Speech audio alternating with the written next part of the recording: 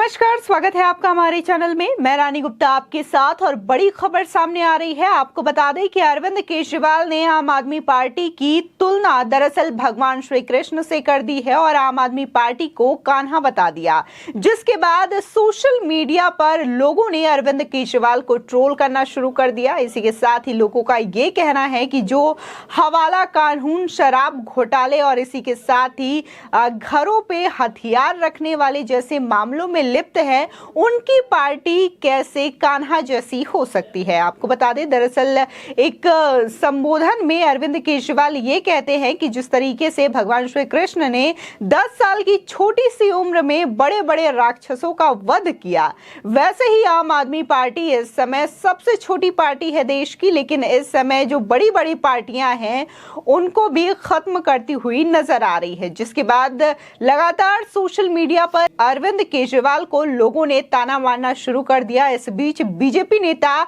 परवेज साहिब सिंह ने भी ये कह दिया कि जो भगवत गीता का श्लोक भी ठीक से नहीं बोल पाते और भगवान विष्णु के सुदर्शन चक्र को झाड़ू बता करके उसका अपमान करते हैं, वो खुद की पार्टी को कान्हा से कैसे तुलना उसकी कर सकते हैं। बता दें कि परवेज सिंह साहिब ने अरविंद केजरीवाल का एक वीडियो भी शेयर किया है, जिसमें कि वो यदा यदा ही धर्मस्य का जो श्लोक है वो भी पूरा नहीं बोल पाते और बीच में रुक जाते हैं। इसी के साथ ही उन्होंने भगवान विष्णु के अस्त्र सुदर्शन चक्र को झाड़ू बताया और कहा कि जब भी दुनिया में प्रलय की स्थिति आती है, भगवान गुस्सा होते हैं तो वो अपने झाड़ू से तबाही करते हैं। तो इस तरीके से अरविंद केजरीवाल इस वीडियो में बोलते हुए नजर आ रहे हैं, जिसके बाद तमाम लोगों ने ये सवाल सीधे तौर पर अरविंद केजरीवाल से पूछ दिया कि सत्येंद्र जैन, मनीष सिसोदिया और अमानतुल्लाह खान के बारे में आप क्या कहना चाहेंगे यदि आपकी पार्टी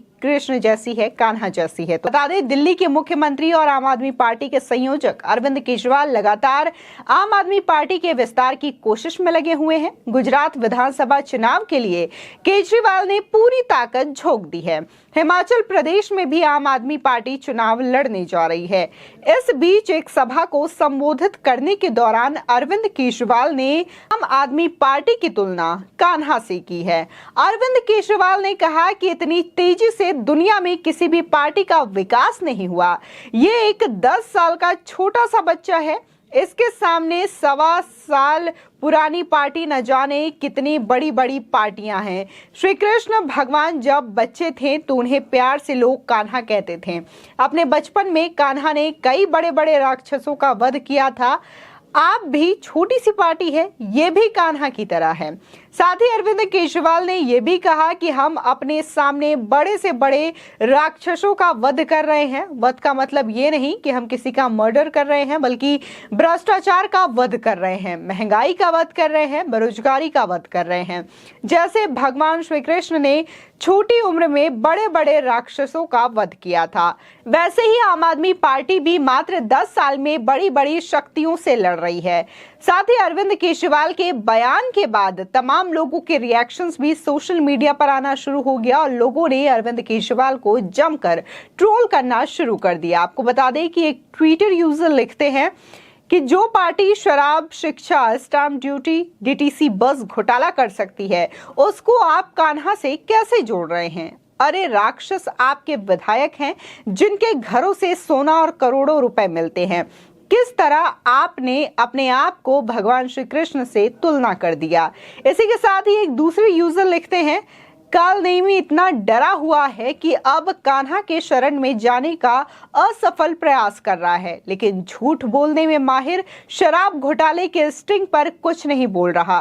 कृष्ण कभी कालनेमी का साथ नहीं देते। इसी के साथ ही रोहिणी नाम की एक यूजर लिखती हैं, आपकी वजह से ही भगवान विष्णु जी कलयुग में जल्दी अवतार लेने वाले हैं। धरती पे पाप का बोझ इतना ज्यादा बढ़ गया है, सब जगह पाप ही पाप है। आम आदमी परेशान है। आप लोगों का भ्रष्टाचार इतना ज्यादा बढ़ गया है कि अब आप खुद को ही भगवान मान रहे हैं। इसी के साथ ही एक अन्य यूजर लिखते हैं, कि फिर पार्टी का मुखिया दुर्योधन जैसा क्यों। दरअसल उन्होंने आम आदमी पार्टी के संयोजक अरविंद केजरीवाल को टैग करते हुए कहा है। इसी के साथ ही आपको बता दें कि एक अन्य यूजर लिखते हैं कि अरविंद केजरीवाल राक्षस सम्राट हिरण्यकश्यप भी खुद को भगवान ही मानता था। तुम्हारी राजनीतिक अराजकता अब अंतिम पायदान पर है। अन्ना के आंदोलन से निकली आम आदमी पार्टी और उसके नेता शराब शिक्षा घोटाले पर जवाब देने के बजाय अराजकता फैलाते हैं, दूसरों पर आरोप लगाते हैं। इसी के साथ ही आपको बता दें कि आम आदमी पार्टी और बीजेपी के बीच तानातानी लगातार देखने को मिल रही है। उप मुख्यमंत्री मनीष सिसोदिया के घर पर सीबीआई की छापेमारी हुई। इसी के साथ ही विधायक अमानतुल्लाह खान की गिरफ्तारी की गई है और उसके करीबियों के घर से अवैध हथियार और इसी के साथ ही 24 लाख रुपए कैश भी बरामद हुए हैं। और स्वास्थ्य मंत्री सत्येंद्र जैन जो कि घोटाले के आरोप में इस वक्त जेल में कैद हैं। एक और जांच शुरू होने वाली है। भाजपा का आरोप है कि दिल्ली सरकार ने भ्रष्टाचार किया है, जबकि आपका कहना है कि भाजपा दिल्ली सरकार के अच्छे कार्यों से घबराई हुई है। लेकिन जिस तरीके से तमाम जो सबूत सामने आते हैं उससे लगातार अरविंद केजरीवाल जो है इन मामलों में बोलने से बचते हुए दिखाई देते हैं, बल्कि जो सवाल पूछा जाता है उसका किसी और तरीके से जवाब देते हुए नजर आते हैं और बातों को घुमाते हुए नजर आते हैं। जब बात शराब घोटाले में हुए स्टिंग ऑपरेशन पर की जाती है तब अरविंद केजरीवाल इस पे कुछ नहीं बोलते और वहीं वो ये भी कहते हैं कि आज तक उन्हें ये समझ में नहीं आया कि दिल्ली में जो शराब घोटाला हुआ है आखिर वो क्या है और कितने करोड़ का ये घोटाला किया गया है।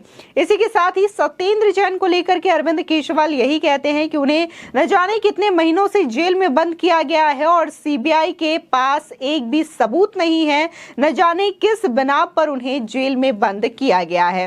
इसी तरीके से अगर बारी आती है अमानतुल्लाह खान की तो भी अरविंद केजरीवाल और मनीष सिसोदिया यही कहते हैं कि ये लगातार बीजेपी के द्वारा ऑपरेशन लोटस चलाया जा रहा है, जिसमें कि आम आदमी पार्टी के कार्यकर्ताओं को इस तरीके से डराने धमकाने की कोशिश लगातार की जा रही है। और आम आदमी के जो तमाम नेता हैं वो कट्टर ईमानदार हैं, लेकिन लगातार सीबीआई ईडी की रेड जारी है और तमाम ऐसी चीजें हैं जो लगातार बाहर निकल के आ रही है और आम आदमी पार्टी का पोल दुनिया भर में लोगों के द्वारा खुलता हुआ नजर आ रहा है। इसी के साथ ही तमाम यूजर्स जो हैं वो ये कह रहे हैं कि कहीं ना कहीं अरविंद केजरीवाल को ये पता है कि गुजरात में अगर चुनाव जीतना है तो गुजरातियों को इंप्रेस करना जरूरी है और गुजरात की जो अधिकतर कम्युनिटी है वो भगवान कृष्ण को अपना आराध्य मानती है और शायद इसी वजह से उन्होंने अपने संबोधन में भगवान कृष्ण का जिक्र किया और ये कहा कि आम आदमी पार्टी भी कान्हा की तरह है और कान्हा की तरह ही छोटी सी उम्र में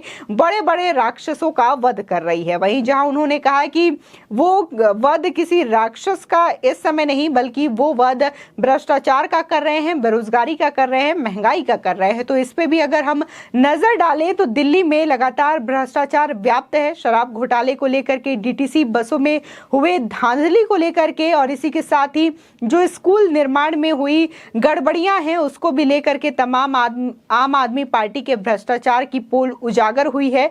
इसी के साथ ही अगर हम रोजगार की बात करें तो कई ऐसे आंकड़े सामने निकल कर आए हैं जिसमें अरविंद केजरीवाल कुछ और दावा करते हैं। वहीं आरटीआई रिपोर्ट से यह खुलासा होता है कि मात्र 12,000 लोगों को ही इन 8 सालों में रोजगार दिया गया है।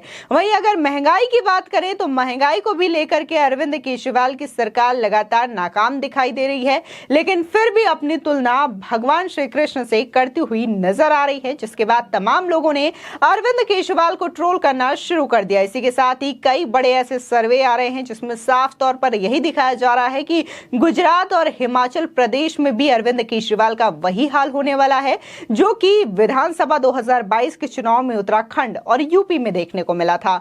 फिलहाल आपकी इस खबर पर क्या राय है हमारे कमेंट सेक्शन में जरूर बताएं। आगे की और भी अपडेट के लिए चैनल को सब्सक्राइब करना ना भूलें।